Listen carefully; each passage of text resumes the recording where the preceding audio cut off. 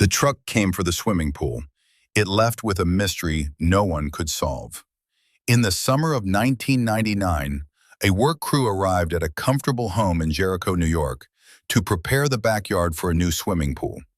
But before that work began, the homeowner went down into the basement and found a sealed steel barrel that had been sitting there, undisturbed, for decades. This is the story of the Reyna Marroquin barrel murder, a Long Island cold case cracked by forensic identification that became one of America's most extraordinary solved cold cases. Everything about it seemed to belong to another era entirely. Her name was Reyna Angelica Marroquin. She was born on the 2nd of December, 1941, in El Salvador, a young woman who left Central America hoping to build a new life in the United States. Like so many immigrants of her generation, she came north chasing something ordinary and precious: steady work, a future, a home of her own.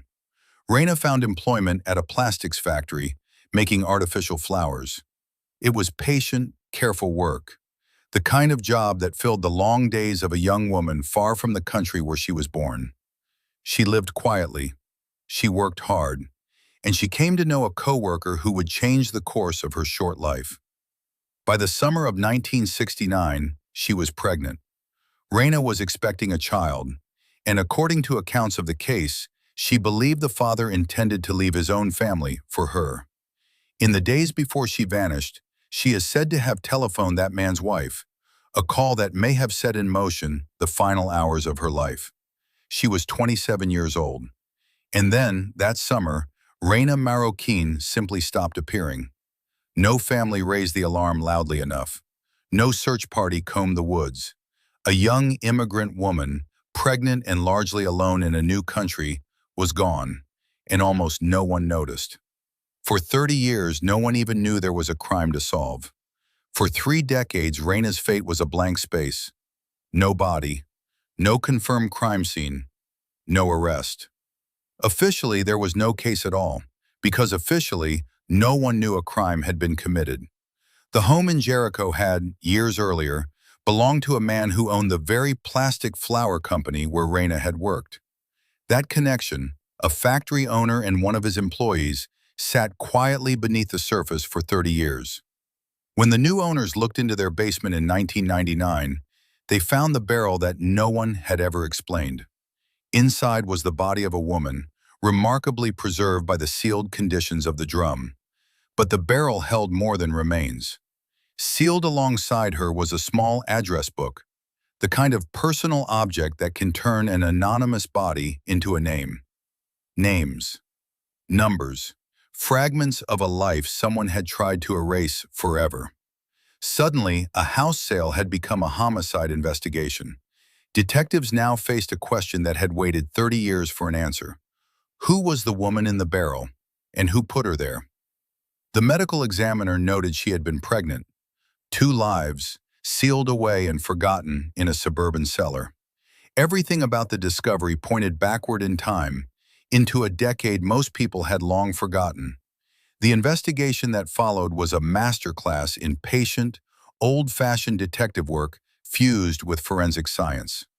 Because the barrel had kept the remains and objects unusually intact, there was material to work with that decades of decay might otherwise have destroyed. Investigators worked to identify the body through the physical evidence preserved inside that sealed drum. The address book became the key. Detectives began working through the names and numbers written inside, a painstaking process of calling strangers and asking about a woman who had vanished a generation earlier. Slowly, the connections began to form. One contact remembered her. A name emerged from the past: Reyna Marroquin. The threads led back to the plastic flower factory, to her employment there, and to the man who had once owned both the company and the very house where the barrel was found. Forensic reconstruction and identification techniques helped confirm what the address book suggested: that the woman hidden in the basement was the missing young mother-to-be. A face lost to history finally had a name again. For the first time in 30 years, Reyna Marroquin's disappearance was understood not as a woman who had drifted away, but as a homicide concealed with terrible deliberation. She had never left at all. But justice, when it finally came into view, slipped away. Investigators focused on the former factory owner and homeowner, Howard Elkins, the man whose life intersected with Reyna's at every point in the evidence. The trail did not lead to a stranger. It led directly back to the man connected to both her workplace and the house. But the passage of 30 years had exacted its price. According to accounts of the case, when detectives came asking questions, Howard Elkins died before he could ever be tried in a courtroom. The evidence had finally arrived. The person it pointed toward would never answer for it in front of a jury. What finally broke this case was not luck alone. It was the extraordinary preservation of evidence inside a sealed steel drum. The address book, the identifiable remains, the physical clues, combined with detectives willing to chase 30-year-old phone numbers. Had that barrel corroded through, had the address book dissolved, Reyna might have remained a nameless body forever. The leading conclusion supported by the evidence is stark. Reyna Marroquin did not disappear of her own choosing. She was murdered in 1969 and hidden where no one thought to look. The theory that she had simply started a new life elsewhere collapsed the moment the drum was opened, because she had been in that basement the entire time. After 30 years, Reyna finally had her name spoken again, a young immigrant woman whose life had been quietly erased and nearly forgotten. Her case stands as proof that preserved evidence in stubborn detective work can reach back across decades. The crime was solved, even if the courtroom never got its day. If a barrel in a basement could hold answers for 30 years, imagine what else is still waiting to be found. Subscribe. We investigate a new cold case every single day. Stay curious, stay skeptical.